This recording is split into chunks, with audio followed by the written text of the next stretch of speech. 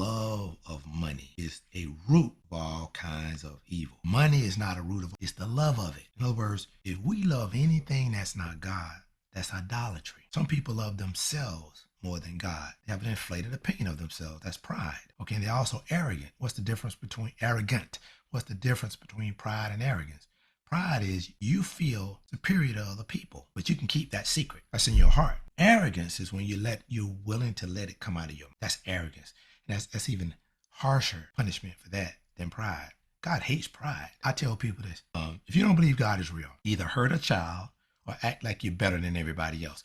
You're going to find out real quickly how real God is, but you're going to be in some serious pain and agony in the process. For the love of money is a root of all kinds of evil, for which some have strayed from the faith. I thought it was once saved, always saved. It says strayed from the faith in their greediness and pierced themselves through with many sorrows. That destroys once saved, always saved right there, because it says you can never walk away from the faith.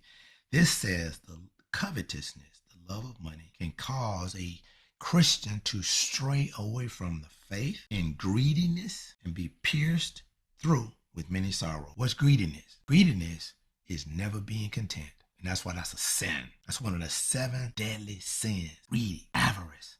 You are never content, which means God can never satisfy you. And that's why if you marry a greedy spouse, you're going to be miserable because there's nothing you can do to satisfy that person. Nothing. And that's why most people, unfortunately, don't marry for true love. They marry for lust. If you marry somebody for lust, one or two things going to happen. Either that marriage is going to be destroyed or you're going to be delivered, or whoever has lust going to be delivered. Once that person with the lust is delivered, the marriage can thrive. And that's the problem a lot of times. Ladies and gentlemen, people are marrying for lust. Look at them breasts. Look at that waist. Look at those hips. Lips and hips. Some people love lips and hips. That's lust. Amen. And some of us are blessed because we married for lust, but then we got delivered. Amen.